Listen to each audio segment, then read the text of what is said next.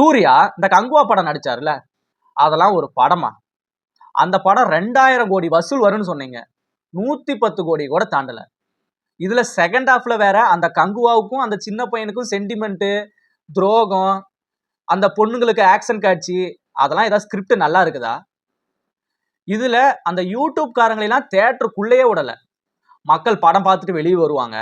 அந்த யூடியூப்காரங்க படம் எப்படி இருக்கு, நல்லா இருக்கா, நீங்க டிக்கெட் கொடுக்குற அளவுக்கு படம் ஒர்த்தா அப்படின்னு கொஸ்டின் கேட்டாங்கன்னா, மக்கள் ஏதாவது நெகட்டிவா கமெண்ட்ஸ் கொடுத்துட்டாங்கன்னா அடுத்து படம் பார்க்குறவங்க வரமாட்டாங்க அப்படின்னு இந்த தியேட்டர்காரங்களாம் பிளான் பண்ணி தியேட்டருக்குள்ளேயே அந்த யூடியூப்காரங்களை விடல.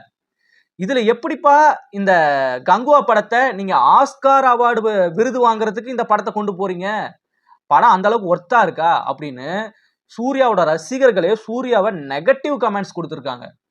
இதை கேட்ட ஜோதிகா என்ன சொல்றாங்கன்னா, ஒரு படம் ரிலீஸ் ஆகுதுன்னா அந்த படத்துல ஒரு பாசிட்டிவ் சைடு இருக்கும், ஒரு நெகட்டிவ் சைடு இருக்கும். பாசிட்டிவ் சைடு எதுனா, இப்ப சூர்யா பாத்தீங்கன்னா அந்த படத்துல வேற லெவல்ல காஸ்டியூம் பண்ணிருப்பாரு, செம்மையா ஆக்ஷன் காட்சிகள்லாம் நடிச்சிருப்பாரு. எவ்வளவு அறிவுபூர்வமான படம் கங்குவா. ஆனா ஒன்னு ரெண்டு நெகட்டிவ் கமெண்ட்ஸை வச்சுட்டு அந்த படம் ஃபுல்லா ஃபிளாப்னு ஈஸியா சொல்லிடுறீங்க. சூர்யா நடிச்சதுலயே ஹை பட்ஜெட் எடுத்து நடிச்ச படம் இதுதான். இந்த படத்துல எவ்வளவு அறிவு சார்ந்த விஷயங்கள் இருக்குது.